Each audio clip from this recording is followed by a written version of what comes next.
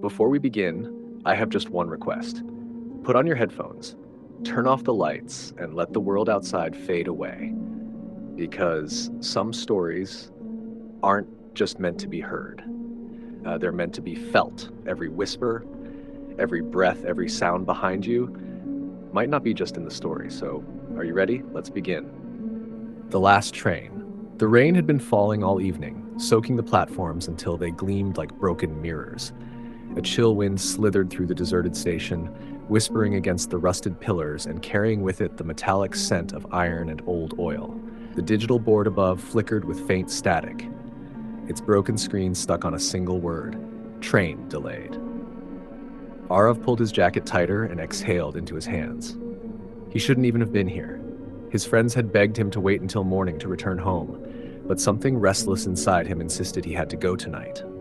He didn't know why. Just a gnawing unease that made his chest heavy, as though something invisible was pulling him forward.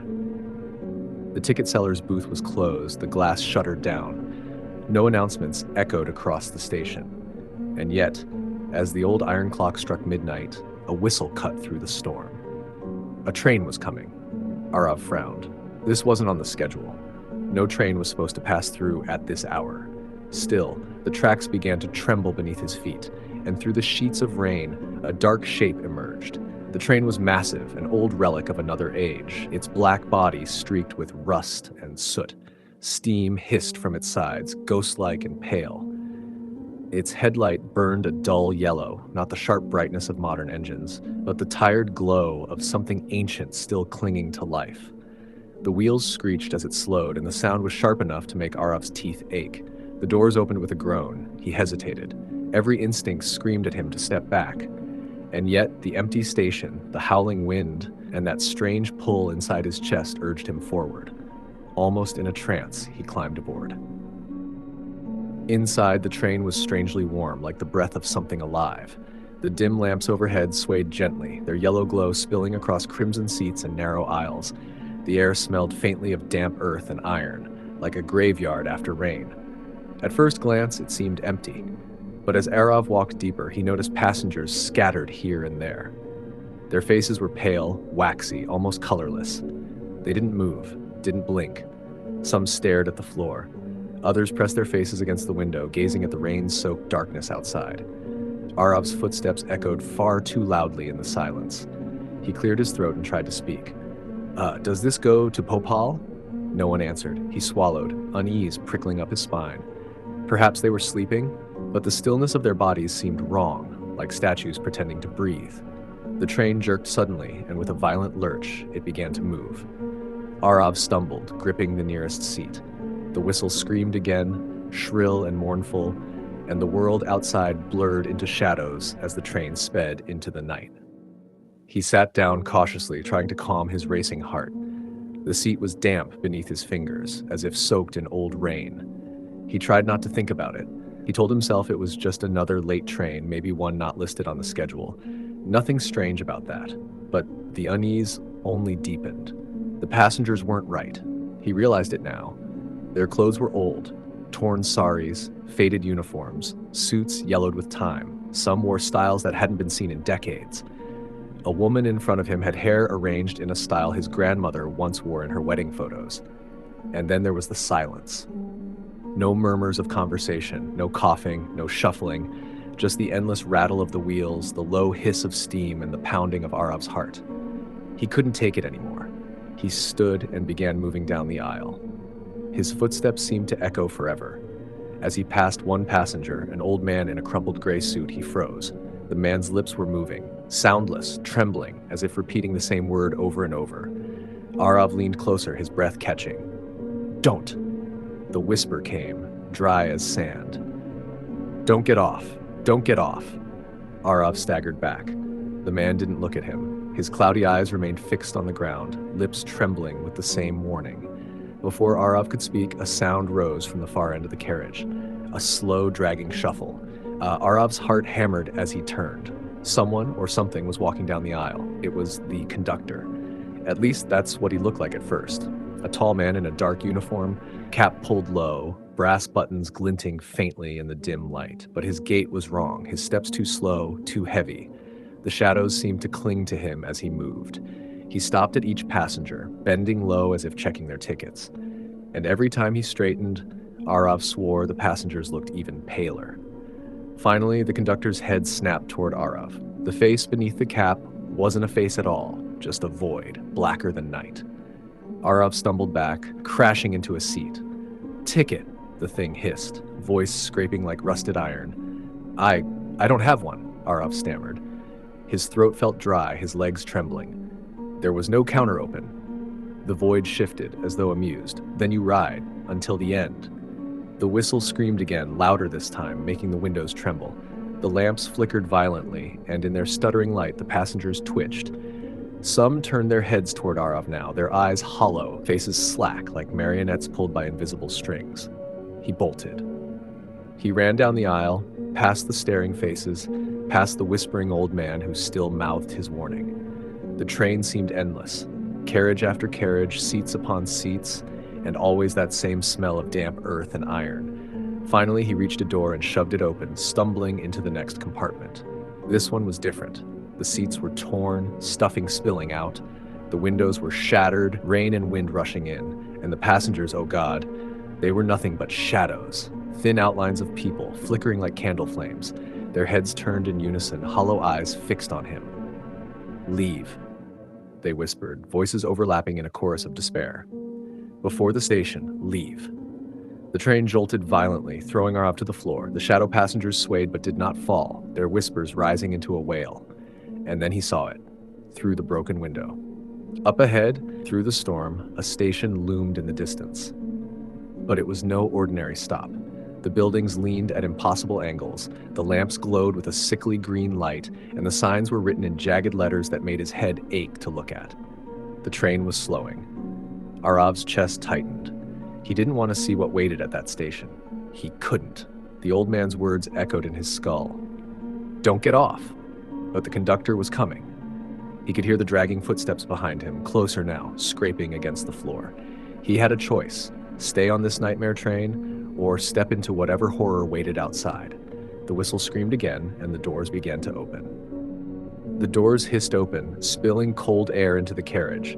The storm outside roared like a beast, but beyond the curtain of rain, Arav saw the station more clearly now. It was like a skeleton of a place, long abandoned, yet somehow still alive. The roof sagged in broken arches, twisted iron beams reaching like claws into the night sky. The lamps along the platform glowed faintly green, and the signs above them, once meant to guide travelers, now bore warped symbols that writhed if he looked too long, as if written in some language not meant for human eyes. Arav's pulse pounded in his ears. The conductor's footsteps dragged closer behind him. He dared not turn, but the air itself grew heavier, colder, as though the void-faced figure was breathing down his neck. "End of the line," it hissed. The passengers stirred. Slowly, unnaturally, they began to rise from their seats. Heads bent low, arms stiff at their sides, they moved in one direction, toward the open doors, toward the grotesque station. Arav's throat closed. He couldn't breathe. He wanted to scream at them to stop, to not step out, but his voice died in his chest. He could only watch in horror as one by one they shuffled out, swallowed by the storm and the flickering green glow. And then the old man in the gray suit passed him. His cloudy eyes lifted for the first time, meeting Arav's. There was fear in them, desperation. "Stay," he croaked, barely audible. "Don't leave this train, no matter what you hear." Then he was gone too, vanishing into the nightmare station. Arav was left trembling in the empty carriage, the hiss of steam surrounding him. The conductor still stood in the aisle, motionless now, the void where its face should be tilted toward him. "Off," it whispered. "Your stop." "No," Arav rasped, shaking his head, his nails dug into his palms. This isn't my stop." The train groaned beneath them, metal straining as if in pain. The whistle shrieked again, and the lights above flickered until darkness swallowed the carriage whole. And in the darkness, Arav heard them. Whispers, hundreds of them crawling along the walls, spilling from the broken windows, slithering into his ears, voices pleading, voices wailing, voices calling his name. Arav, he covered his ears, but it didn't matter. The voices weren't outside, they were inside him, scratching against his skull. His vision swam, His knees buckled. Off, the conductor hissed again, closer now, though Arav hadn't heard it move. You belong to the station. No, he screamed, forcing himself upright. His body trembled with terror, but something deeper, an instinct, a stubborn defiance, held him back. I won't get off. You hear me? I won't. For the first time, the void face seemed to hesitate. The voices around him rose in fury, becoming a deafening wail. The train lurched violently, as if it too was resisting. Metal screeched, sparks rained from the ceiling. The storm outside howled louder, as though the night itself was tearing apart. And then, the doors slammed shut. The train roared forward, tearing itself away from the nightmare station. Arav collapsed into a seat, gasping, sweat pouring down his face.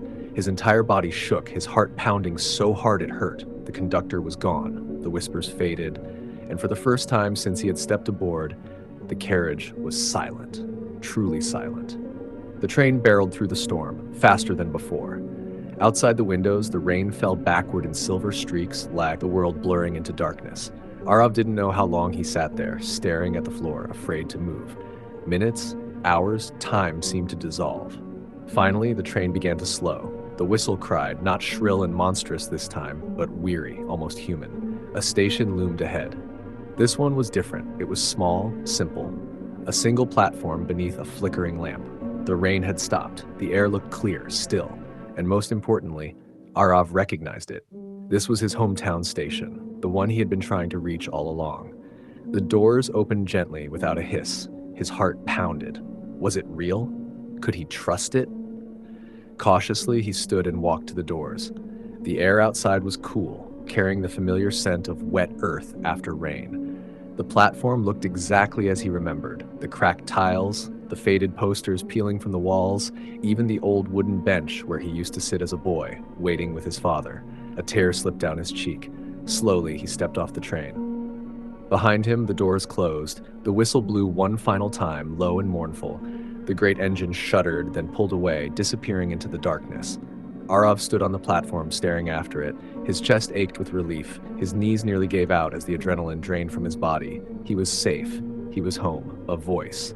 Arav. He froze. It was his father's voice. Soft, familiar, warm. The voice that used to wake him on school mornings, that used to laugh with him at the dinner table. But his father had been dead for 6 years. Slowly, Arav turned. At the far end of the platform, beneath the flickering lamp, stood a figure, his father, or something wearing his father's face. The smile was wrong. Too wide, too sharp. The eyes glowed faintly, reflecting the sickly green light he had seen at the other station. Arav, the figure called again, voice echoing like it came from a tunnel. Come here, son, it's been so long. Arav's stomach dropped, his breath caught in his throat. The old man's warning echoed in his mind, don't get off. And then he understood, he hadn't escaped. This station wasn't home. Panic clawed at him. He stumbled backward, his eyes darting around desperately. The platform stretched endlessly in both directions now, longer than he remembered. The exit gates were gone. There was no way out. Yeah, the figure began walking toward him, slow and deliberate. Its footsteps echoed hollowly against the tiles. You should have stayed on the train, it said, though its lips didn't move. The words scraped directly into Arav's skull. Now you're ours. The lamps above him flickered, and suddenly the platform was filled with shapes, figures stepping out of the shadows, pale passengers, hollow-eyed, their clothes ragged and wet. The ones who had left the train. They surrounded him, arms reaching, faces twisted in silent agony. Arav screamed. The whistle sounded again. A light flared in the distance, bright, golden. The train was returning. Hope surged in Arav's chest. He bolted toward the approaching glow, shoving past the reaching figures. Their hands clawed at his jacket, tore at his sleeves, but he ripped himself free. His lungs burned, his legs felt like lead, but he didn't stop. The train screeched into the station, sparks flying as its wheels bit into the tracks. The doors opened with a thunderous crash. Without thinking, Arav hurled himself inside. The passengers lunged after him, but the doors slammed shut, severing their grasp. The train roared, pulling away, leaving the twisted station behind. Arav collapsed to the floor, gasping, tears streaming down his face. He didn't care anymore where the train was going. He only knew one thing.